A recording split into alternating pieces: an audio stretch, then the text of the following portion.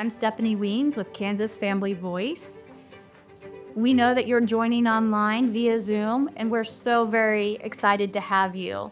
Our panelists are here today in person, and we're again thankful that you're joining via Zoom to be a part of this important discussion about critical issues in our community. At Kansas Family Voice, we partner with the church and engage people of faith to address these issues.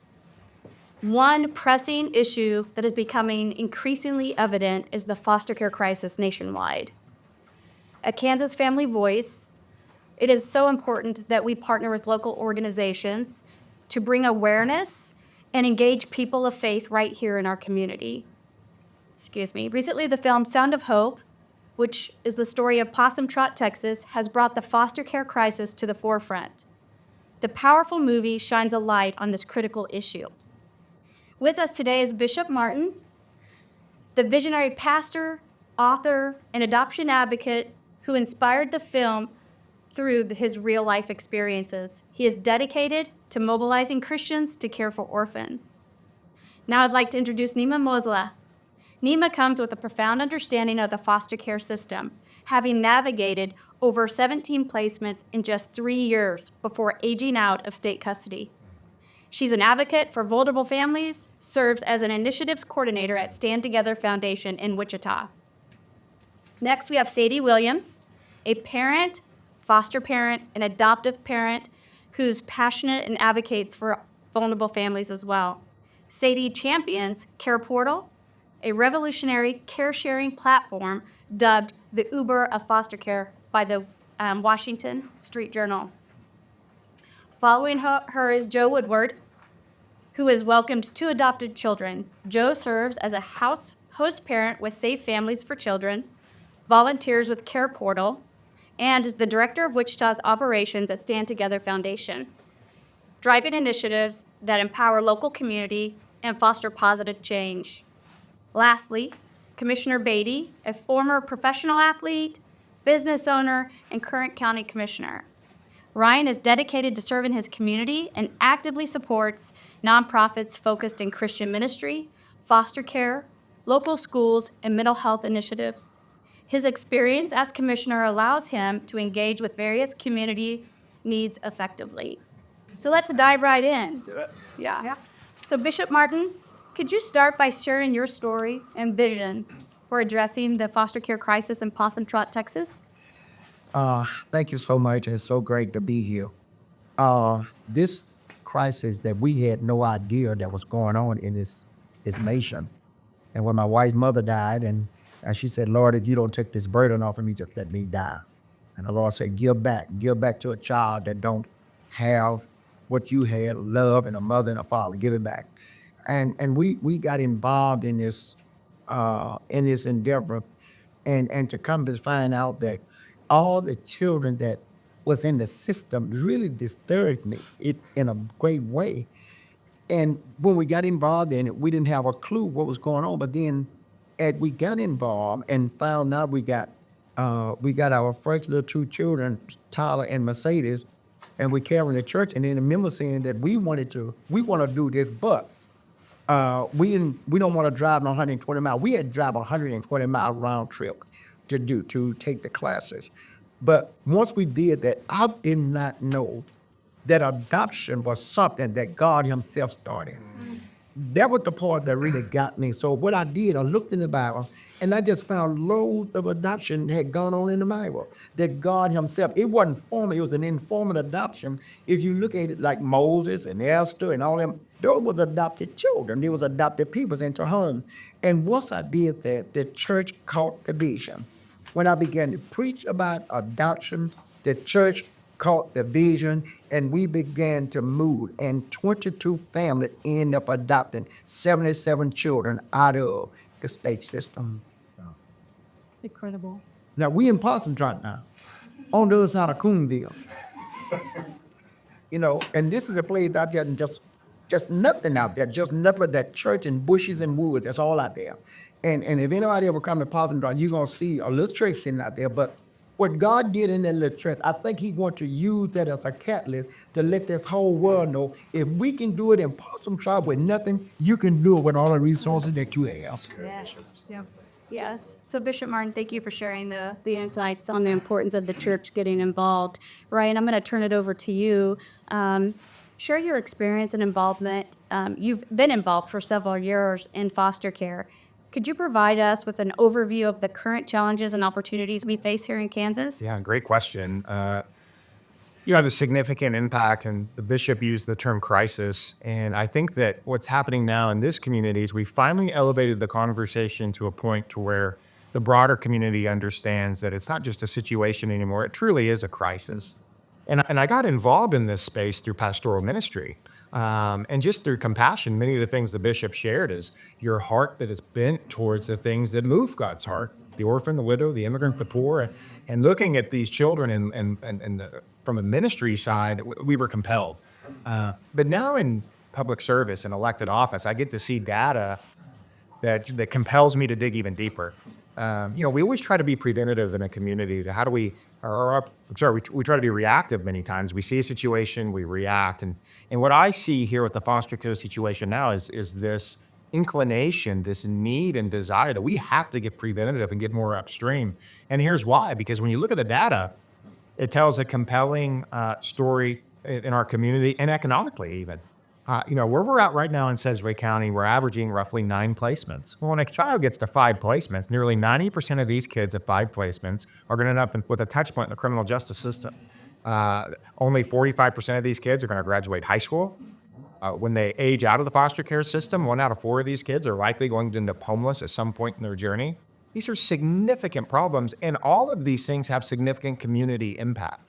So I've said publicly, I've said it to many of you privately, that I believe that as a community, if we really want to get preventative and get upstream and really change the trajectory of poverty and education and health and really drive a healthy community, we can go bullseye in the foster care system, trying to support these kids and these families, reform the system. And I think within a decade, we'll see significant progress in this community. And I think the data suggests that the foster care crisis in this community is ground zero for that. Mm-hmm. I think the statistics you share are staggering, but I think the thing that I walk away with is these children matter. And I'm just excited to sit here with you guys to be able to empower people watching to know how to get involved and make change. So thank you for that. With that information in mind, let us shift our focus to local resources and support available for families and children in need. Joe, I'd love to hear your thoughts on a couple of important topics. First, could you share more about the initiative Stand Together Foundation has in place to support families? Yeah. Well, even your framing there, Stephanie, is so good. As we think about the foster care crisis, it's really a family crisis. And the way that you reduce foster care is not through some new program or even through some new policy. It is through empowering families to support children in need. And so that's the reason we're so excited to be one of a dozen partners engaging in Care for Every Family. It basically tries to do 3 things. It tries to elevate the issue that Ryan just talked about. In our county, foster care is up more than 30% in the last decade. And as you see the downstream effects, 50% of people experiencing homelessness spent time in foster care, up to 90% of girls in sex trafficking crisis, right? You think about incarceration statistics that Ryan mentioned. Foster care is ground zero, and the family is really the way that we would rail that. And so as you think about Stand Together kind of 101 is, like, how are problems solved? You see big problems like crime and, incarceration and foster care and education, and typically people think that big problems require big solutions. Typically, those are expert-driven solutions from far away. And we believe the history of our country, the history of solving problems, is through bottom-up solutions, which is why we're so encouraged to get to partner with Bishop Martin's team. Like, this is possible. One last thing is, this is normal for faith communities. This is so normal. Like, the idea of, faith communities supporting families who care for children, that's normal. Like, half the pastors I know have adopted, and we're sitting next to a pastor's wife here who's doing amazing work. What I love about the Story from Possum Trot is this commitment to keep going until the job is finished. What Bishop didn't share with you, and perhaps you could, brother, your original goal was 100. My original goal was adopt 100 children, but the state said that we had no resources in the community or in that area. So when we got to 77, they cut us off. I really wanted to, and I told them, I said, we are not going to stop until we get 100 children out of this system. I had no idea of what God was doing on the other end. He was demonstrating his power through little country folks that just love to do what they do and love children. But it all come together. And the question that I heard it this morning, I just want to ask one question. Where is the church? I'm talking about the real church. It's sitting, where are they sitting in all of this? This problem is not a state problem. It's not a government problem. It's not a president problem. Not a this is a church problem. Every solution, the church has the resources and the power to solve those issues because God empowered the church. On the day of Pentecost, it was the church that was in power. And once they was in power, they went out. That 120 was in that room, the upper room. They went out, they turned that place upside down. The Bible said that 1,000 was added to the soul, to the church daily. So right now, it's time that the church rise up and say, we're going to take it by force. Enough is enough. And we cannot allow this to happen no more. If we can do it in Possum Trot, why can't you do it right here? I'm going to leave it alone right there. No, I love it. Thank you for sharing the additional insight. Joe, I just had one more question. So with the Stand Together Foundation, have you been able to see impact here locally with what you guys have been doing? And can you enlighten us? It's been phenomenal, right? So it's all about partnership, right? Partnerships of mutual benefit. So I think about Sadie sitting to my right here and the innovations that Care Portal has brought to connect. We get this question all the time, we do neighborhood-based work where the highest per capita intake of foster care is in one little zip code in Northeast Wichita. But it's only 50 kids a year. And there's 40 churches. And the folks are ready to, we want to be the answer. We want to support these families before they fall in. But the question we hear all the time is, but how do we find these families before crisis? And so programs like Care Portal are so encouraging, partnering with nonprofits and neighborhoods and teachers and recovery groups who know families that are in crisis. Because the big misconception about foster care is these are bad parents who abuse their children. And there is a little bit of that, but the vast majority are poverty-related type things where government coercive pull kids out of the home is not what's needed.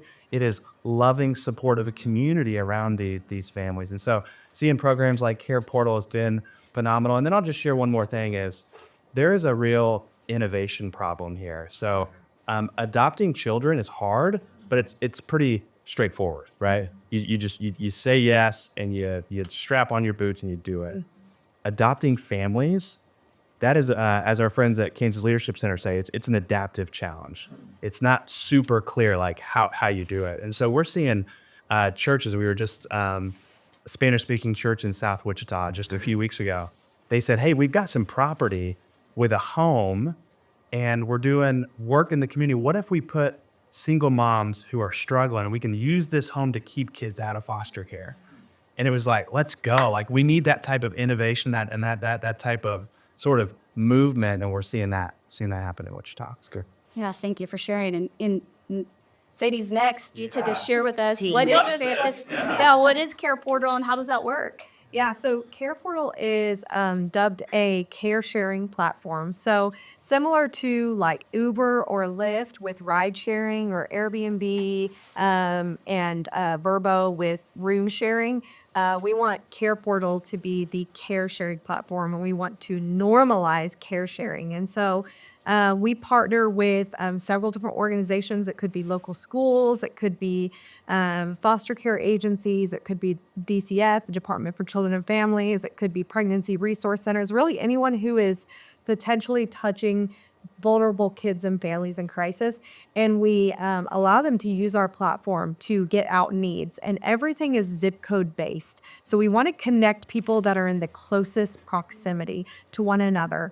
You know, this narrative continues to play that there's not enough resources and there's not enough people who care. And we just don't buy into that. Correct. That's not true.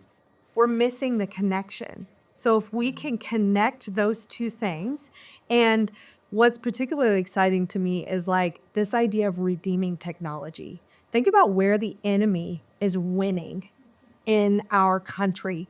It's through technology, but we're actually working on redeeming and purchasing back technology to say, how can we use that for good? And so once they put in the needs, they go out to all of our churches and even businesses and people in the community who want to help.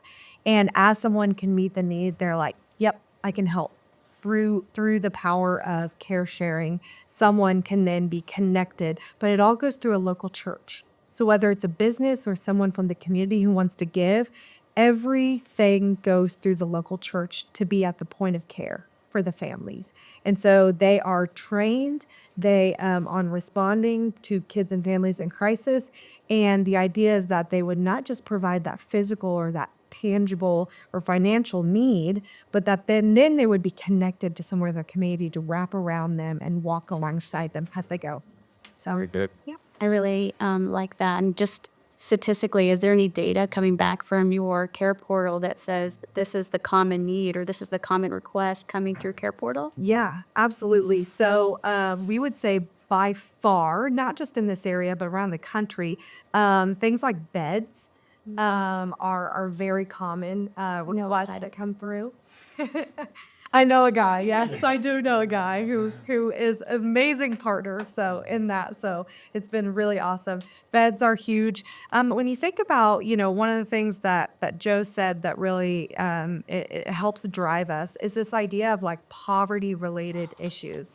And so we think about like the difference between a child going into foster care or being able to stay at home is extermination because they're coming to school with bed bugs.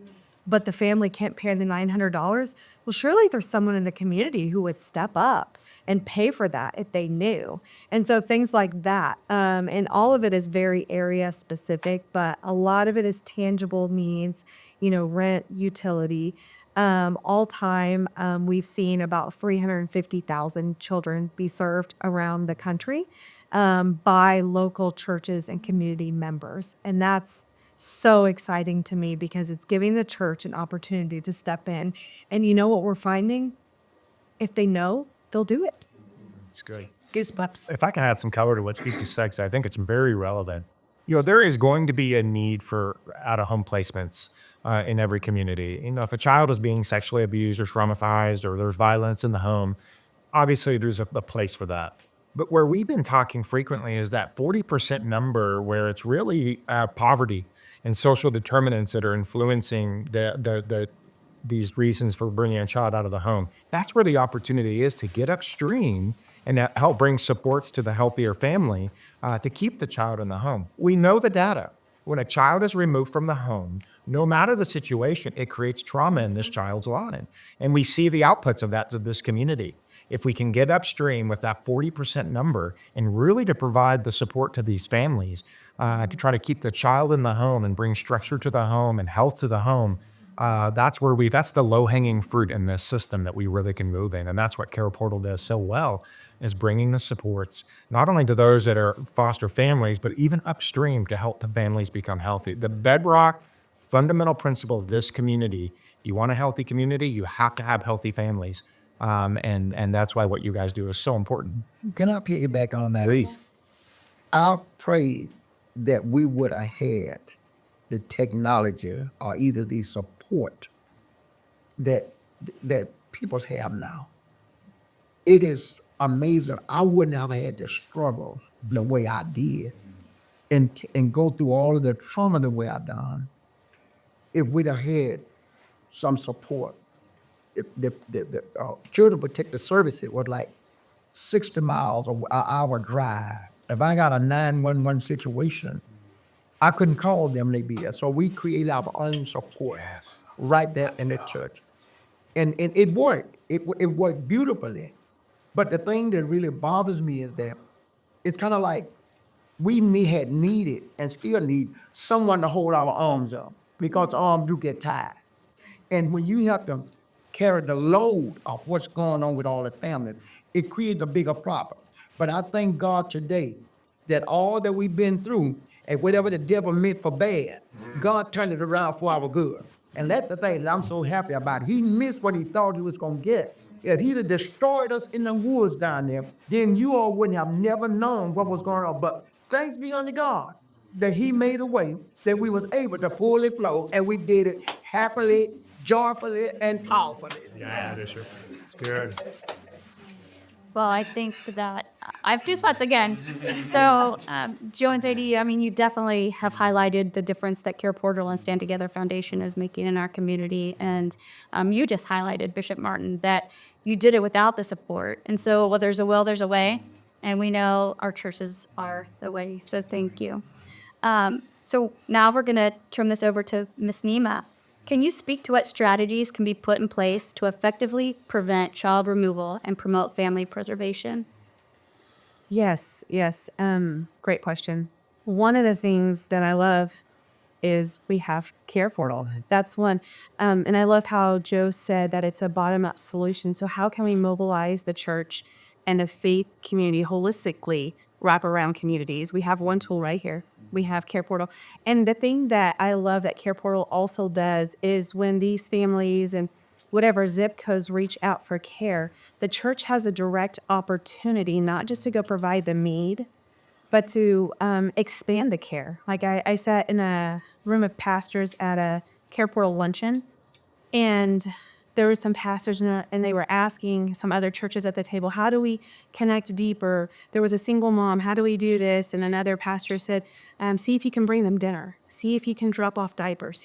We make this connection to families that are isolated or families that we are going under the radar or families, and we can do that easily through Care Portal. That's one way that we can mobilize because they have this great built-in system that already trains the church how to do it. And then we have these open dialogues of pastors being able to exchange, like, how can we help each other? How can we exchange this? And that's one of my favorite ways right now that we're seeing tangibly happen is by partnering churches with Care Portal, partnering nonprofits with Care Portal, and just getting the connection out. And even connecting churches within their own zip codes and just saying, hey, we're not gangs. Let's connect even deeper within our community and partner up with where we can help in this zip code. Like, how can we have a zip code meeting within our churches and, really take this ground here, even in a smaller sector. So I think the goal is the unity within the community. Because I believe once you have in-reach, you can create outreach. And what I mean by saying that is once you've trained your church up to grow together and have their support system, it's going to overflow to the community. And Care Portal is a smooth transition to do that. It's seamless. Yes. It's this technology, this training that equips servants already. So it kind of takes out the excuse. Yeah. Can I add some? Because Bishop's got me all fired up. It's about knowing your role, right? And what the role is. Now, my role, I'm the chairman of the Sedgwick County Commission. The role of solving the foster care crisis is not government's role. It is not, but I do know my role, especially as a Christian in this type of position. So what can I do to help influence the environment? Number one, things like zoning regulations. How do I reduce zoning regulations so churches can build homes on their property to do things like that? And that's one practical example. We had 2,800 employees of Sedgwick County government, one of the largest employers in the region. We created a paid parental leave policy for 8 weeks, not just for the parenting mother, but also for the parenting father. But we also included foster families into this 8 weeks paid parental leave so that we can empower families to reach these children and reduce barriers. But the ultimate, I get in trouble when I say this publicly, but I'm going to continue to say this as loud as I can. The ultimate responsibility for vulnerable families and children is that of the church. The church. It is the church. We have a mandate. It is squarely in our DNA as the church. It is our job description. Any of the issues that we deal with are issues of the heart. You cannot create legislation or policy to deal with these things.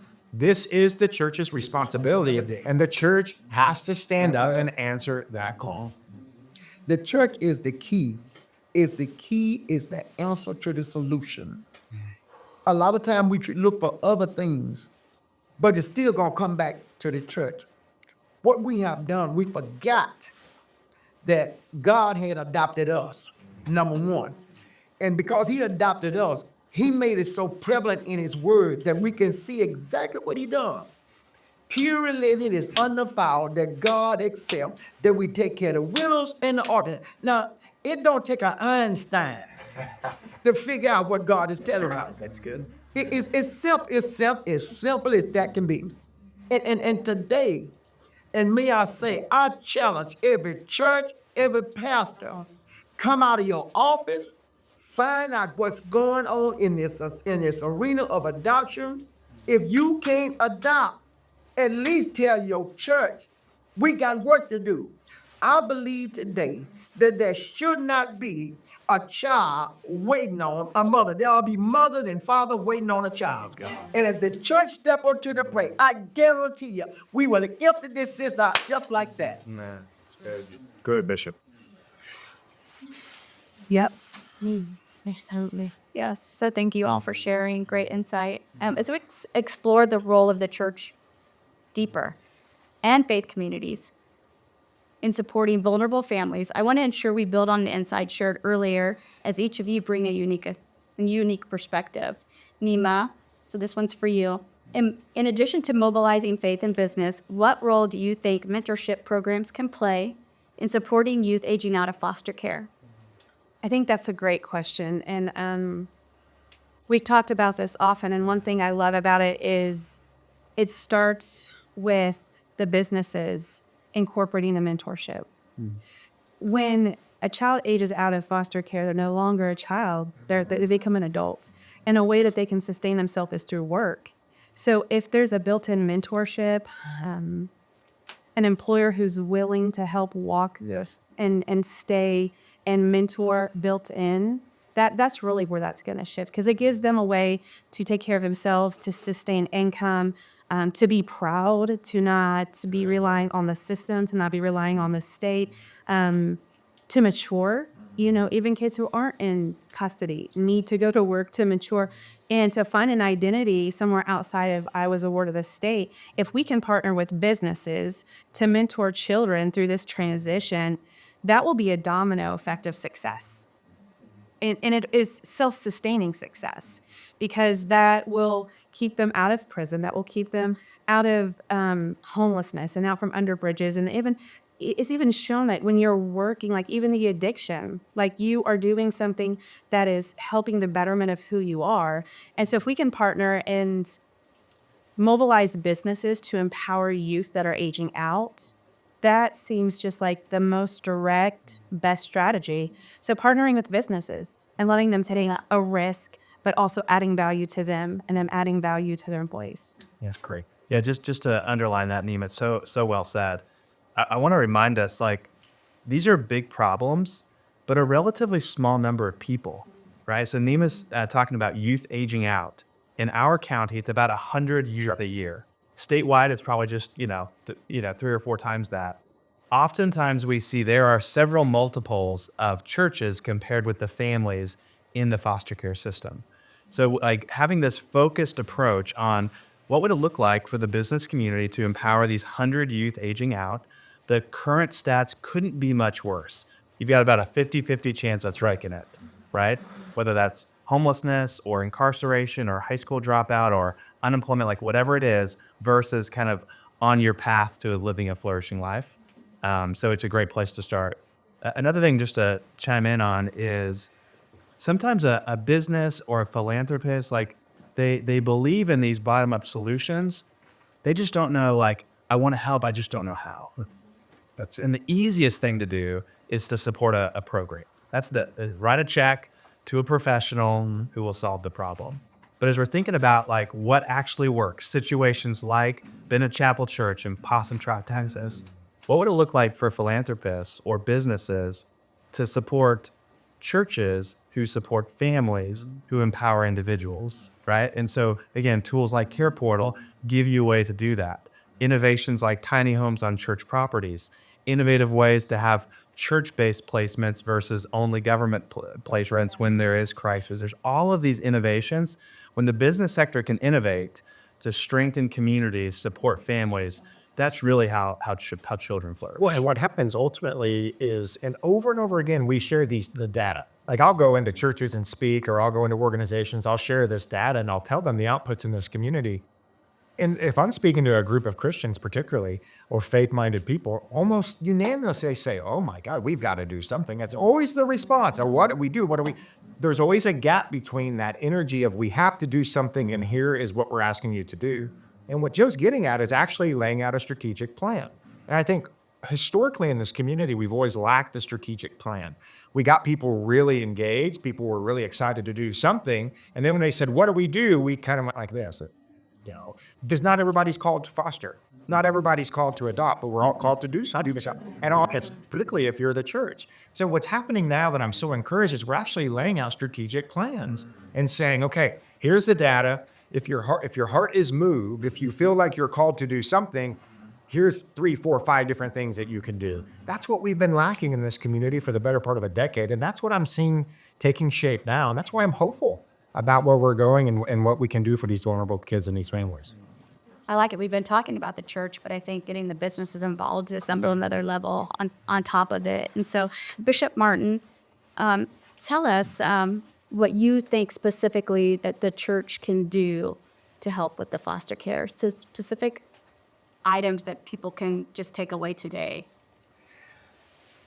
I believe that the church should not be missing in this whole arena. I think the church should be the catalyst to move mountains. When the disciples, the 120 was in the upper room, the Bible said they went out. And when they went out, thousands of souls was added. But that started right there at the church. So the church has the power, the anointing, to be able to send out and be able to conquer the things that is happening in. I don't care how we look at it, we keep on banging up the children, they're bad, they this and they that. But the church itself have been equipped by God to be able to conquer all problems and all situations. So if the church stay in a dark place, the problem gonna keep going up. This is what have happened. This was never God's plan for this system to get so blowed up with so many young children, with so many things that's happening. But the church was missing in action. And it's time now for the church to get back in action and do what needs to be done and do what God, because see, if you don't, and I'm speaking this bold, if the church don't get involved, God got an indictment against you. Because when he come back, the first question he's going to ask you, why didn't you do what I told you to do? You knew those kids was out there. You knew what was going on. And it just keeps sweating and sweating.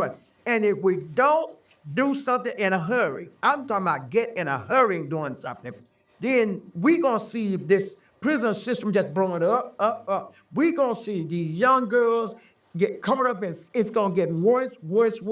It is time now for the church to be what God said. God said, I give the church the power. He said, for on this rock I'll build my church, and the gates of hell shall not prevail against it. He didn't say that church won't get some hell, but he said hell will prevail against it. But if you stand the way God said, you will know for a fact that no weapon formed against you shall prosper. You will know that the church is more than a conqueror. So we can't stop now. We can't back up. We got to push our way forward. We got to take it by forward. We got to let the enemy know that I'm binding you. I come to destroy your kingdom. These are God's precious little children. Don't make me preach in here this morning. Bishop's in town. Bishop's here. We'll let you preach anytime you'd like. So Sadie, quick question from you. As a foster parent, I wanted to get your perspective. What unique contributions can the church make to enhance the foster care experience for families and children? Yeah. I think one of the big misses maybe for the church as a whole is we say, be foster parents, adopt. And then once they do, we're like, yay. And then we turn our backs and kind of keep going with our lives. And we don't stay there for support and walking alongside. You know, and Brian mentioned we're not all called to be foster parents. We're not all called to adopt, but we are called to do something. And a simple something is, how do you come around and wrap around? I mean, if you saw the film, you saw them praying together, praying one another, praying with one another, weeping together, just being there, coming and picking up laundry, coming and I've got a meal for you. Don't worry about it. You know, you're already stressed. Like, that's the real opportunity for people to step in, is help with those practical things that are just no brainers to you. You know, a meal, helping with respite. You know, it's burdening to constantly be taking care of kids that have very, very high needs. They need a break sometimes, and so offer that, you know, that respite and offer that break to them. And so that's the real opportunity, is yes, champion them, but a pastor actually, I heard him at his church. Was presented with the opportunity to bring a 17-year-old into his home, and his pastor said, "No matter what, we've got your back." And that's what drove him to do that. And so we need more churches and more pastors and more leadership saying that to families. We've got your back. Yeah, there are some. I'm sorry, Bishop. I want to add to this point. There are practical things we can do. Care Portal is the most practical, tangible thing we can do. There's other things too. Kansas Kids Belong Network, our friend Lacey, they have the Foster Friendly app, to where businesses, if you're a business owner, a business leader, they can sign up to be a part of the Foster Friendly app, to where people literally could just say, oh, this business offers a discount for foster families. We've got Sedgwick County Zoo signing up, Exploration Place signing up, AVA Museum or AVA Trampoline Park signing up, the Mattress Hub signing up, to where foster families can log on and say, if I just go, I can get a discount. Care Portal, Foster Friendly app. All these things are practical ways where we all can get involved and use our vocation as our ministry. Let me share something, a little story here. We had one young lady. We had church that Sunday. She went on and she grabbed a razor blade. She just ripped up her wrist. Just the day she got those marks on her wrist, she tried to kill herself. And her problem was that she had this inward hurt, that why did my mama bring me in this world and gave me up? She said, if she didn't love me, why would she bring me here? Let me stay where I was. I didn't have to come in this world. And because of prayer, because of support from the church, today, that same young lady have finished college, on her way now to get a doctor's degree in child psychiatry. You see, it's all in what you do. And we have such a massive support right in the church that we are not utilizing. I don't care what nobody said. Prayer wins battles. Prayer overcomes stuff, things. And if we continue to pray and continue to lift up, but always pray with confidence that God is going to do something. So if that can happen to that young lady, that today, that little girl, and she's on her way to the Olympics to be a national, she just that bad. This girl here, and just to think that we would turn our back on her where she cut up her wrist. The doctor said that they'd have been 15 minutes later, she'd been dead. My goodness. But look what God done. See, God got another plan. I don't care what, we can sit all there, but God got another plan. And God's plan is going to work, regardless by few or by many. God's plan is going to work. Man. And what I love about that is prayer is something you can do for free. There's no cost. Prayer is something that organically creates an in-reach and a bond with your church. You naturally bond with people you pray with. And when you do that consistently, it will outflow to the outreach of the community that needs the wraparound, because you're already built up. And you know, one of the things I love about God is his math is great, because one can take 1,000, two can take 6,000, and he just multiplies by 10. It's not even multiplied by double. And so then when you have a whole group of people in agreement to surround families and communities, there's no way you lose. Yeah, there's no way you lose. Because he said he only needed 2 or 3. He said 2 or 3 is testifying and agree on the same thing in his name. He said he'll be in the midst. And look, this is all we need for God to be in the midst of what's going on right now. And I will decree in this county right now that 113 children that's in the system is going to find a home for January 1, 2025. Let's go. Let's see that. We take that challenge. So what I hear to sum this conversation up is prayer, church engagement, and our audience watching today are the people that can make a difference and meaningful change in our community. You guys are doing so great at answering all my questions. You've covered a lot of stuff already and have brought valuable insights to the conversation where people can take stuff away. I wanted to end our discussion and wrap it up on your personal perspectives. And so let's have a collaborative conversation about our call to action. Each one of you is going to bring something different to the table. So can we have a discussion around that, starting with you, Bishop Martin? I think that the church is going to be the key to the solution. I don't think that we need to try to such. And I have heard the thing, well, how to do it, just do it. It's no how, you just do it. You're wasting time in wondering how to do something. Look, I didn't have to wonder how to get up this morning. I just got up because I know I had things to do. Now we know what the problem is. So now the church just get up and do it. Pastors, get up. If you don't adopt a child, tell your people that this is a problem that the church needs to engage, and this is a problem that the church needs to fix. Not next week, not next month, but right now. Because the only time you have is now. That's right. I'm thinking about, so like you're ready to rock and roll. A really clear next step is to go to careforeveryfamily.com. Yes. And as you're discerning your role, whether it's adopting children or adopting families, there's a number of easy, it's not easy, but it's simple. So like click on Kansas Kids Belong, and they'll show you a video library of 50 children waiting to be adopted. And they'll give you very clear steps of what you do next to stay in the game. You can click and meet a need on Care Portal. You can sign up to be a respite home through Safe Families for Children. You can partner with Family Promise, which is providing temporary shelter for families in Christ. There is every way you could imagine that you can use your gifts to engage. And we tried to build this Care for Every Family side as a gift to churches from the philanthropic community. So it's a simple way to engage. And then the last thing I would say is just to say, like, have a scoreboard. Like here in our county, there's 113 children waiting to be adopted. There are a couple thousand families in and out of the foster care system. Like that is a defined set. Let's have a bullseye on that and let's see if we can get a victory. And so for our friends across the state of Kansas, if you're in rural Kansas, look it up. I would guess there are more churches than there are children in foster care. Let's get a win. If it can happen in Possum Trot, let's have it happen in this state here, right? Yeah.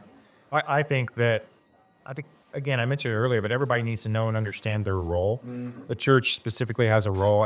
In my end, I think that from the government's angle, as the chairman of the county commissioners, I need to elevate conversation and continue to use my pulpit, but my platform as the message and to decree to this community of what this crisis is.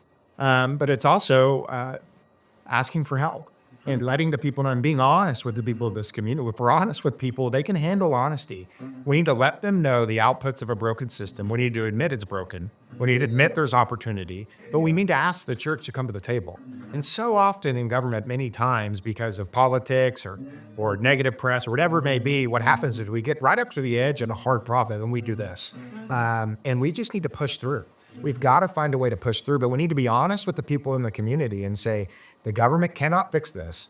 Another social program cannot fix this. The only solution to this is the church, is the church has to answer the call, understand their identity, their job description, their DNA, and they've got to move. And then we've got to remove ourselves and lower our reach and empower the church to do what only the church can do. And we need to be honest with people and tell them that. And we need people that are in elected office and leadership positions in government to actually be honest with the public, tell them that fact, and then bring the church to the table and say, it's yours, let's go, let's work together, and let's do this. The community should not be fearful of that. The community needs to embrace that, but the church has to answer that call. And I'm really proud of where we're developing and what's happening and the momentum that's being carried out right now with that. This is, and on the government end, and this needs to be clarified, you got a gold mine in your hand, and that's the church. Don't make these rules. I'm not saying putting a child in a home of a rapist or a serial killer or nothing like that. But you got these crazy rules. That's why the system is so broken. The same rules that been in effect 100 years ago is still here today. We in a new era. This is a new time zone. We're doing different things now. The rules need to be revised. They need to look at the rules. And what you are doing, you are scaring people away instead of bringing them in. I mean, create a platform in your rules and regulations for the church. Now, the state rules can be changed. But the church rule cannot be changed because number one, they are not the author and finisher of the word of God. So it can't change their rule. But the state can always revise the rule. Get rid of some of these old crazy, stupid rules, and let's let the church come in and say, church, y'all come on. We need to have some dialogue. How can we work with you all and fixing this problem? And I guarantee you, when God people come together, there's going to be some solution gotten. But if you never do that, you're going to keep on doing the same thing. And I always say, if you do the same thing, you're going to get the same result. It's time for a change. To second that motion. Yep. I would say my call to action would be a simple phrase of unity within our community. And one thing I see with churches is sometimes they're kind of like silos. And I just really feel like this is the time for the divides to end, whether it's a denominational divide, whether it's a Protestant Catholic divide, whether it's a racial divide. I don't think that it should be a white church, black church, brown church, Pentecostal church, Baptist church. I think the church needs to bring unity to the community, and it needs to partner across the board with things like Care Portal, Care for Every Family. We are all going to answer for our hands and our responsibility with all of these kids. And so I believe they can do that in a few ways. I know that there's conversations about connecting zip codes already having. So how can we empower churches in certain zip codes to connect within each other? And how can we just go meet with other pastors? Like, how can we get out of wherever we're at, and just say, I want to meet with you. What you're doing is great. This is what we're doing. How can we partner to do it better? And so my call to action would be unity in the community, and just to tear down, there's a phrase that Sunday's the most segregated day of the week, and that's embarrassing. It should be embarrassing for the church. And I want to see that dismantled, because if we can bring unity to the community, then we can tear down those strongholds and help families. I believe there's a simplicity in it as well. It's very good. Absolutely. I think for me, so for the past year especially, the Lord has really been stirring in my heart this really simple prayer. And it's been, Lord, would you bring the go first people? Like, I don't want to be around, this is going to sound harsh. I don't have time to be around people who are going to sit around and talk about it. I don't have time to go to more things where we're going to, just talk about the problems and whatever. Like, I want the go first people. I want the people who are going to say, I'm not going to wait for everyone else to start doing it. I'm going to step out and I'm going to do it. And I want to share just a real quick story. So how the Lord really brought me to that place. It was actually it was myself looking at the state of what we were in and the numbers and everything. And I'm going, oh gosh, but where do I start? What do I do? And I went and I made a simple care connection actually with my church through Care Portal. And I listened to this lady. She told me her story and everything. And I just asked her if I could lay my hands on her and pray for her. And so as soon as I laid my hands on her, I felt as clear as day. The Lord said, this is your one. This is the one that I've given you. You don't have to solve everything. You don't have to do it all. You don't have to fix every single family and take in every single kid, that's in the system and all of that. This is your one. This is who I want you to walk alongside. And so if everyone would be challenged to listen to the still small voice of the Holy Spirit when he says, this is your one, this is what I've given you to do, how much of an impact could we make? And so that's my challenge, Esric. Love that. Okay, so this has been an impactful conversation for me, and I'm sure for our audience as well. I think each of you have collectively added on how we can take action.